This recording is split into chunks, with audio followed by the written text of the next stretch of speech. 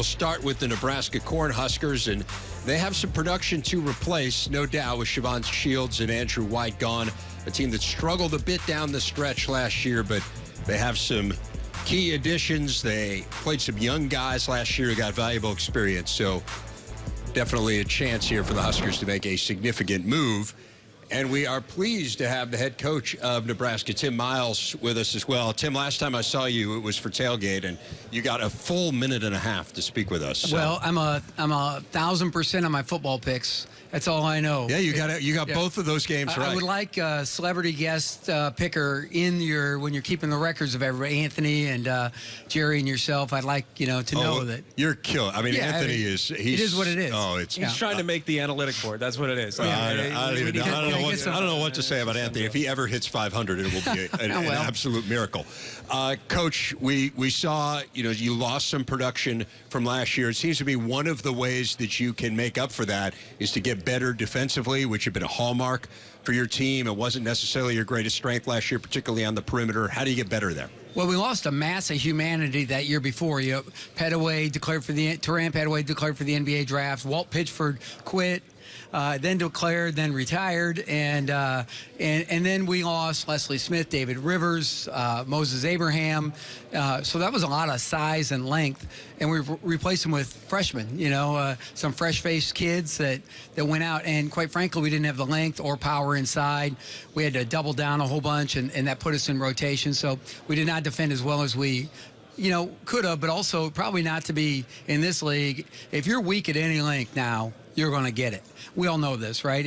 If you are soft at one spot, if you've got some guys out there that just aren't quite ready, you're going to get picked on, and we did last year. But I like our size and maturity coming back. I like the new guys we've got in with size, and we did lose some scoring, but I think we will be quite better defensively. Well, the flip side is you did get better offensively last year. Now, you said you lose some scoring, so how do you make up for the loss of Andrew and Siobhan? Where's the scoring come from? Well, we have not got to the free throw line. We've not got the ball inside, and I think those two things are correlated. So I would expect us to be better on the offensive glass, throw it inside more often, and we've been a driving team, a driving kick team. But as you look at things, you can get the baskets a lot of ways, and so I think we're going to have to control tempo defensively, make sure people can't score easily and quickly on us, and then we're going to have to be a physical team. Coach, Ty Webster had a great season last year. I mean, certainly a tough cover, the way he plays. He kind of plays multiple positions. He's tough to cover. But this year it's going to be a lot more difficult. I mean, you lose Siobhan Shields. I mean, Andrew White, too. We don't want to bring him up, but I know that's a tough loss.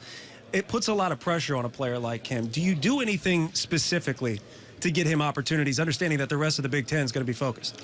Yeah, I think you have to.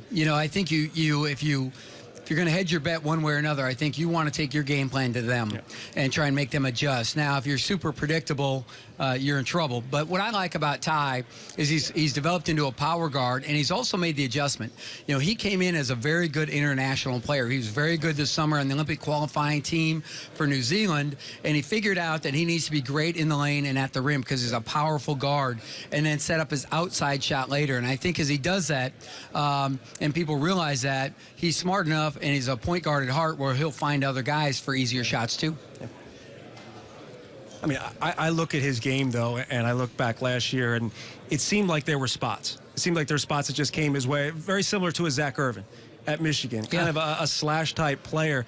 But it's going to be difficult with youth and also, as you said, the inside presence. Do you have to protect your stars in any way defensively? Because you say you want to be a physical team, but you also have to be careful being overly physical in today's day and age where last year all we did was talk about how many whistles were blown. Yeah, they love their whistles now. That's not going to get me fined. No, I don't think so. It's very vague. I did set you up. Very vague. Extremely vague. They do love their whistles. And as we look forward at things, here's the issue, as you bring up, well put, too, with Ty, is he's our best defender. Yeah. He's a physical body. Do you wear him out on one end and then hope he does well on the other? He's a great athlete, and I'm going to get every ounce out of him I can. But, we've got some other guys stepping in, too. I like Evan Taylor, a junior college Division I transfer we've got in. I like Anton Gill, who's a top 40 recruit in the country, transferred from Louisville. So as we look at some of those older guys, and now Glenn Watson, Ed Murrow, Jack McVay, Michael Jacobson come into their own, and then some size. Jordy Chimunga, 6'10", 285, a big physical being inside. Isaiah Roby is a professional player. He is long. Yeah. He is is skilled, and we really like him. Jariah Horn's got some real skill, too. So I like some of the guys as we go on. And Nick Fuller's done well in practice as a utility guy. So, you know, I remember there was a guy picked 8th in his league, in a different league a couple years ago. I'm like, you know, they end up getting second in their league and being a 5 seed. I'm like, how'd you do it? You know, he goes, I don't know. It just clicked. And really, I think that is the way it is for a team like us. It needs to click. We need to be a unit. We need to be great defensively, as Dave said earlier. And we need to find our ways to score. And I think we will. And these guys really like each other. So it should be a fun year for the Huskers. We'll be worth watching, that's for sure. Tell me a bit more about Jordy Chimunga, because I ran into Coach Molinari while we were there, and he was really raving about him. I mean, he said this is a legitimate force now in the middle that we have, which is something we haven't had before. A legit, close to 7-footer with a huge wingspan. Yeah, 6'4" wing or 7'4" wingspan. I'm sorry, mine is 6'4", no, and maybe. And Jordy's a powerful kid at heart, but really has no core strength or anything like that. So as we build him up and he changes his body, he's going to be terrific.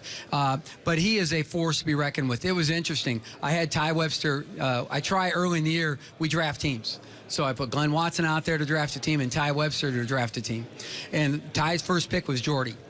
And that says a lot. Yeah. So, you know, you find out a lot about your team sometimes when you put them in situations like that. So I feel very good about it. You mentioned a lot of the young guys who got experience last year. Who do you think has shown the most growth from last season to this season? You know, I think what'll be interesting is you look at a kid like Michael Jacobson and Ed Murrow, who became our more powerful guys on the team. In practice, Ed has really done well, but he's doing it against a freshman, but a large freshman in Jordy. Michael Jacobson now has gone from 5 to 4, so he's got to make that perimeter ball handling, those judgments, those decisions.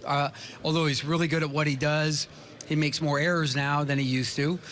Jack McVay's shooting it better. And Glenn Watson, I think, is really going to be, as his brother was, a potential all-conference performer. Dimitri was at Illinois a long time ago, and I think Glenn's an all-league guard eventually. I'm just impressed. I mean, look, last season we saw you guys really struggle at times and then come together at the right time. I remember calling the Michigan State game where you really relied heavily upon Siobhan Shields. Is there a way for you to transition more from a star-studded team where you rely heavily on a Shields and an Andrew White to more of a well-balanced attack? Well, that's interesting you say that, because whether you knew this or not, you know, we've had the top 2 in the league. When you look at top 2, middle 4, bottom 2. I read my game notes. Come on. Yeah. So we've like Petaway and Shields for 2 years were the top 2, and then it was Andrew White and we had the best top 2 in the league. Really, I mean, when you look at production, efficiency, just sheer numbers, and now we're not going to have that. And so I think as you look at that balance is going to be really important, because when I know a couple guys have called me from the analytics, how do you think this guy's going to do? Where do you think he's going to rate? Like, well, I mean, he's a lot like this guy. I think it kind of depends on the night, the coverage, whether it's man or zone, who's got the sniffles, who doesn't. There's a lot of things to go with it. But, you know, it's interesting. Last year we played 21 Big Ten games, 8 and 13. And I've said this repeatedly. Our opponents scored 71.3 points a game. We scored 71.1. 0.2 of a points difference in 21 games. So that tells you with that youth, they'll find it. They'll pick on you. It's a great league. A lot of action behind us with a lot of media talking to head coaches and players, because this is such an elite league. Like when I tell recruits, I'm like, now listen, you're dealing with the best of the best, and this is what it's all about. So it's great for TV. It's great for fans. It's great for coaches. A lot of fun. Head coach of the Cornhuskers, Tim Miles. Coach, thanks for your time. I feel like we gave you more. Well, yeah, I could tell, you know, in the awkward silence of a couple questions, Dave, where you just looked at John and he had to ask another question. I saw that. And really what you're trying to do is just give me more time than that minute and a half that you stuck me with on the tailgate show. You thought it was awkward? Yeah. Yeah. Well, we're just getting used to each other again. We're trying to figure out. I thought you guys broke up. Now you're back together. Yeah. It's like here's the band. Yeah. It's awesome. Not totally awkward. Okay, well, I appreciate it. Yeah, I always like to get the evaluation. Not as awkward show. as this. We're supposed to do it live? Was I supposed to do it after? Text it to you? What's that? Tweet about it? Was I supposed to do it live? No. It's fine? You did exactly what you were supposed to do. We're going to speak.